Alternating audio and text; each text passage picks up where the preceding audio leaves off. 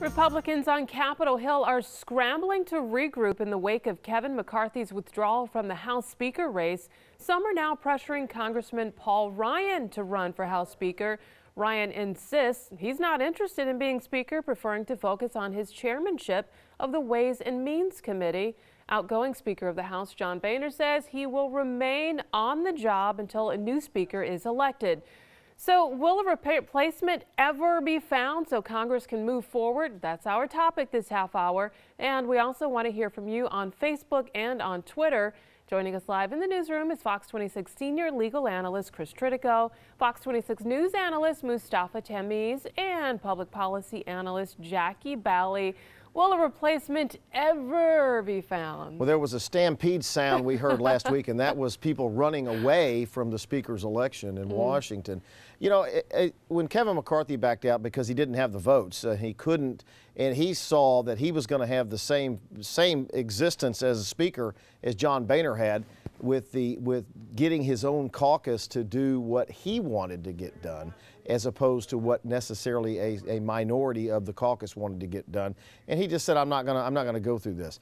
Paul Ryan is I think looking at the next presidential election, and his presidential aspirations aren't over. And he says, my view is, he says, I don't want to have this fight with my own caucus, then try to run for president. Jackie Bally, I think that's what we're seeing, that they don't want to end up with the same fight that John Boehner has had for the last several years. Well, Paul Ryan wouldn't have the same fight because he's a unifier. He's respected by the moderates and the conservatives. But he definitely has his eye on a higher prize. I mean, whenever he's been asked to do or to run for leadership positions before, he's turned them down. And in this particular position, he has stated that he feels it's something for empty nesters. It's just not something that somebody in his early 40s should be doing. And he has other aspirations, has never been to be Speaker of the House. But the reason why people are trying to recruit him is because he is a unifier, he is a gifted leader, something we did not have in Boehner. He's respected by both sides. He has gotten some tax bills through with Democratic support. If you're a moderate, or if you're a Tea Party person, or if you're a Democrat, I mean, he's well respected and well liked, and that's why we really would like to see him in that role. You know, Paul Ryan is saying he wants to be chairman of the House Ways and Means Committee. I'd really think that he doesn't want to be beaten up like Boehner and then try to run for president. Well, the Speaker's job is second in line to the President. President, Vice President, Speaker of the House.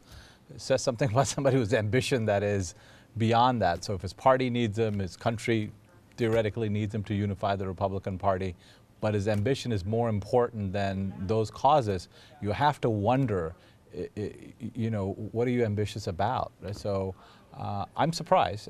Maybe he's playing hard to get, but on the other hand, he could be a very wise man and know that there's no human being that could satisfy the Republican caucus. This hasn't been a very fun job. Well, it's not just a fun job. It's an unrealistic job because you have, you know, members of the Freedom Caucus who are out of touch with reality, and they're not going to be able to govern because they're against government. So how do you put people in offices to run something when they're against the agency that they want to run? And what about that? John Boehner said on a Sunday show last week, be wary of false prophets.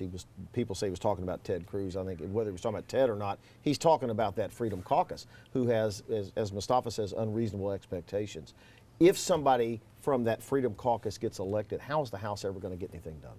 Well, I think you're going to look at someone like a Paul Ryan to get elected. And of course John Boehner's going to say that because, again, he's not really a gifted or talented leader. He was not really made for this role, and that's why he was not successful at it.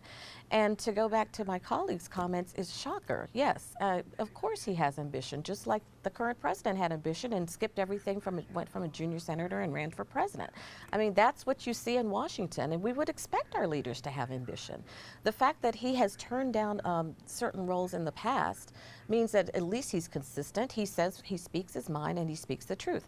Now, there are some people saying that he is rethinking it because of the fact that his party really wants him to do it. But he had a certain role and certain goals set in mind, and then all of a sudden, this is being thrown at him. That's just life. You start rethinking your priorities. I don't have a problem with him saying, I want to be the president and I don't want to be the Speaker and get beaten up by my own party. I don't have a problem with that at all.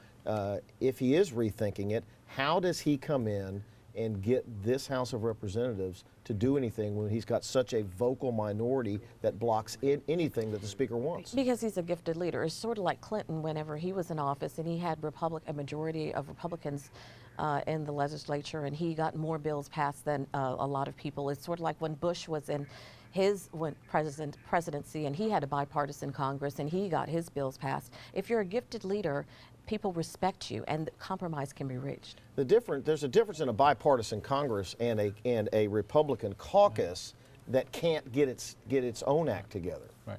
Now, in order to be elected Speaker in the Republican Party, you need 218 members of your own party to vote for you. It's very difficult to see who can muster that up other than Paul Ryan. The challenge for Paul Ryan is he's the only one that can muster up, but what does he do on day 1, day 2, day 3? Because the Freedom Caucus wants to shut down the government. The Freedom Caucus doesn't want to vote for the debt ceiling. The Freedom Caucus pretty much doesn't want anything that would compromise with the Senate or with the president. So as a single chamber, it will tie him up in knots, and more than likely, people aren't going to last in that job very much. Is John Boehner going? I want both of you to answer this. Is John Boehner going to shove all those things through before he leaves, the debt ceiling and a funding bill for the next year? I think that's the plan. I think John Boehner is going to try to get the things that need to be done pushed out, but then around the corner there'll be something else, so that next speaker is going to have the hard time regardless. What about that? We are almost out of time. But what about that? I have no idea what John Boehner is going to do. I think I'm very much welcome the fact that he's no longer going to be speaker. He was ineffective. He needs to just go. We need to stop talking about him.